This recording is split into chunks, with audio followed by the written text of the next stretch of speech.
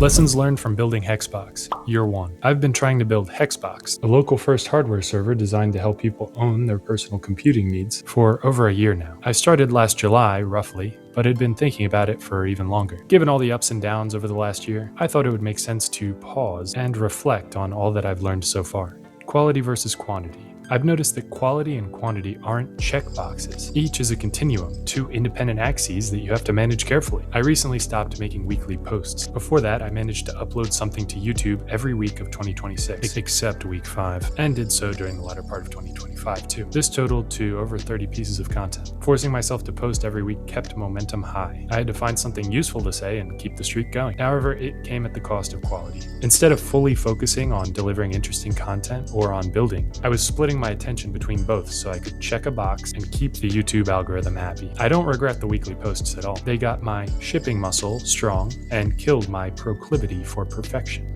However, as I continue, I think a season focused on quality over quantity will yield the best results for PageKey and the people we're trying to serve. Therefore, I'll be posting less, but when I do, I'd like to make sure it's valuable. I still may post every week or two, but the focus will be on progress rather than keeping a streak. On an unrelated note, I transitioned to educational content over the last month or so, shifting away from devlogs. Though I ultimately want PageKey to be an educational organization, I think this transition was premature. Devlogs are a fantastic format to capture things as they happen, providing raw material for later lessons without needing to be explicitly educational in the moment. Planning versus action.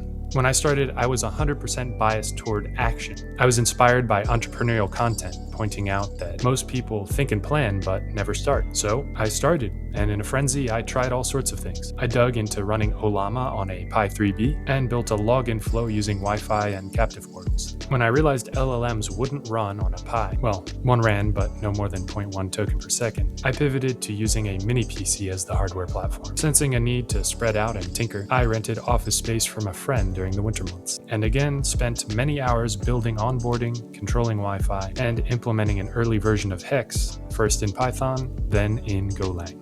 I'd make progress, get stuck, and start over. I rewrote the engine at least 5 times, probably several more. At the suggestion of a friend, I also pursued and submitted a provisional patent for the contract provider view embodiment of the Hex engine. First, I talked to lawyers. Then, when I saw the price tag for their services, I submitted it myself, with lots of help from LLMs. This was a wonderful crash course in intellectual property and patents, how they work, how to get them, and theoretically, how to defend them. Ultimately, I realized, as I should have known from the start, that Hex was far more valuable to everyone as an open source product. Attempting to patent the core enabling tech contradicted my mission to help people take back tech. All this to say, being action biased has helped me learn a ton, but my many excursions, though useful, were also expensive in terms of diverted time and focus. My goal is still to take lots of action. The only tweak will be to inject a bit of planning before I start. If I sit down, do some writing, and come up with a white paper or roadmap, I'm hopeful that it can turn a 2-week manic research session into a 5-second conversation with myself. Do we really need to do that to take back tech? No? Okay, we'll skip it. The user bias. I have a tendency to over-engineer. Admitting you have a problem is the first step to fixing it, right? One story says it all. After months of toying with the internals of the HexBox, I finally had an MVP capable of a daily backup of your Google Drive files. I gave it to a friend with a getting started guide, and the setup worked. But then came the fatal question. So what do I even do with this thing? It was then that I realized I had built something without ever talking to the person I envisioned using it. My solution?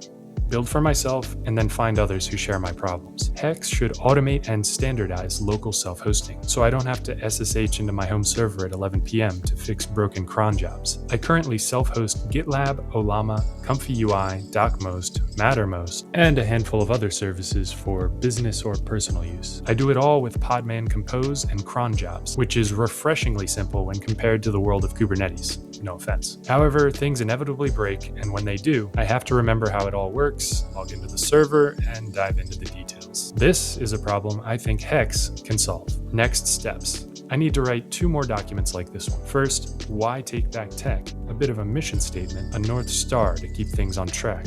And number 2, Hex, the white paper, the problem, solution, design, and architecture I intend to implement for Hex, all thought through before writing any code. I'm proud of how much I've done in the past year. In the spirit of Edison, I've learned a lot of things that won't work. But moving forward, I'd like to move from exploration to targeted execution. To do that, I'll have to leverage all these experiences to produce better plans so that when I go off on an action rampage, I do what moves things forward. There are infinite rabbit holes. I just have to pick a direction that sends me down the right ones. Thanks for watching. If you enjoyed this video, consider subscribing or visiting our website at pagekey.io. I'm Steve, this is PageKey, and this is how we take back tech.